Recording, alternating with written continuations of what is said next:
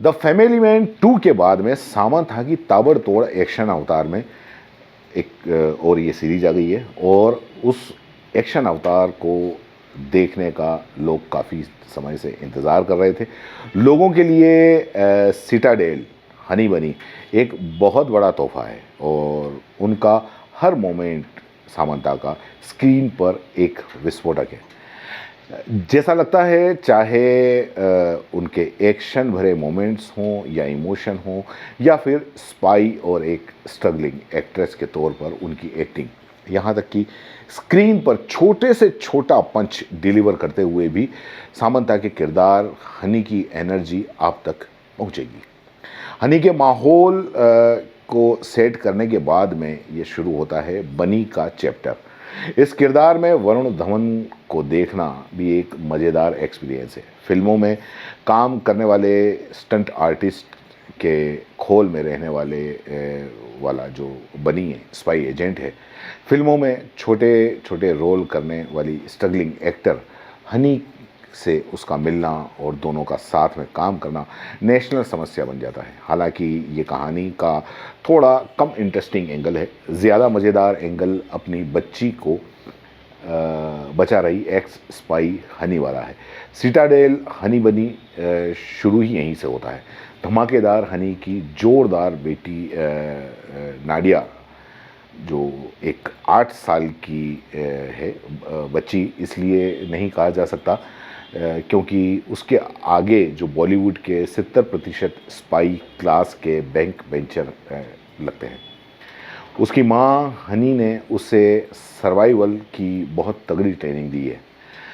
बहस करने में खुद हनी भी अगर माँ वाला कार्ड न निकाले तो नाडिया से जीत नहीं सकती। हनी ने उसे ऐसा इसलिए बनाया ताकि दोनों की जान को एक एजेंसी के स्पाई से संभाले रखता है।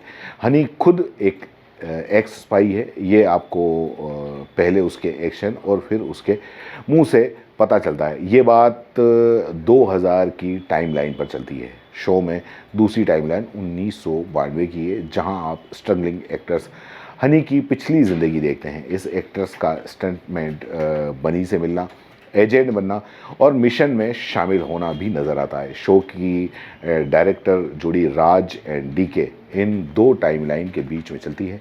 कहानियों को एपिसोड दर एपिसोड उस पॉइंट तक लाते हैं जहां आपको वो कंप्लीट पता चलता है जिसकी वजह से आज हनी फंसी हुई है।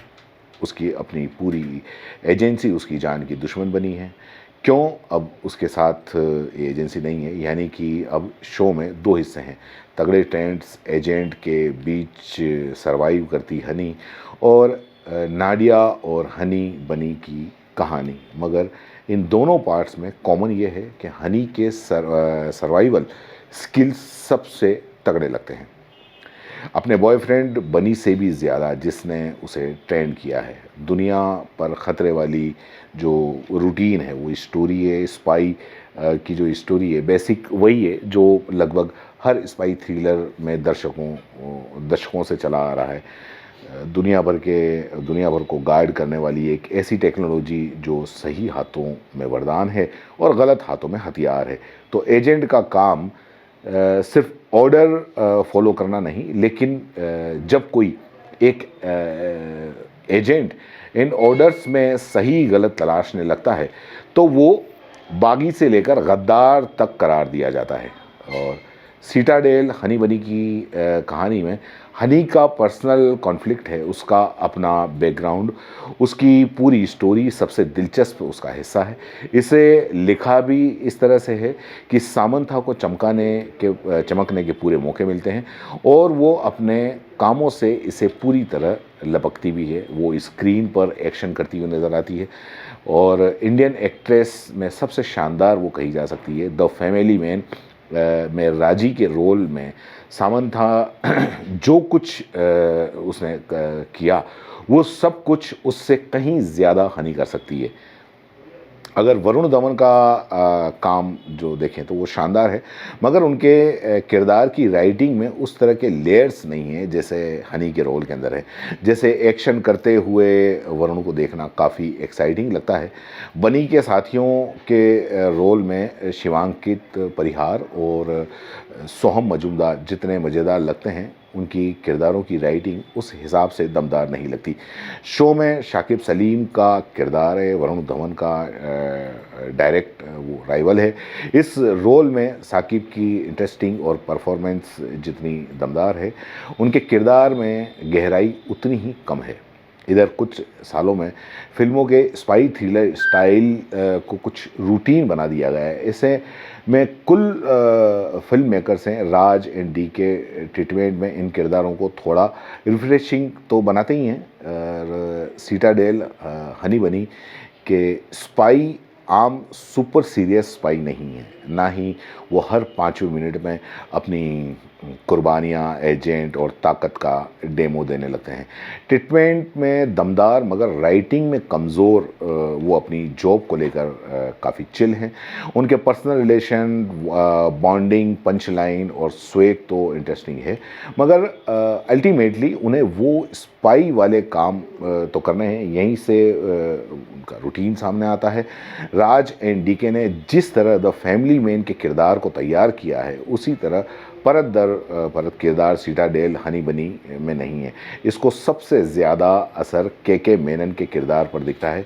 पिन निकलने का इंतज़ार कर रहे किसी ग्रेनेड की तरह लगता है, लेकिन राइटिंग में इस ग्रेनेड की पिन ही नहीं लगाई। सीटाडेल एक इंटरनेशनल फ्रेंचाइजी है जिसमें प्रियंका चोपड़ा पहले ही नाडिया का किरदार निभा चुकी हैं।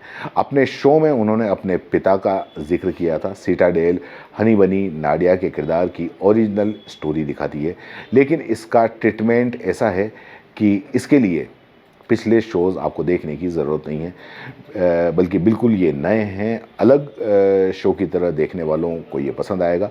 6 एपिसोड की ये सीरीज़ आखिर तक आते आते थोड़ी सी स्लो पड़ जाती है महसूस होता है, लेकिन ओवरऑल इसका एक्शन जो है वो फुल फैक्टर माहौल बनाए रखता है।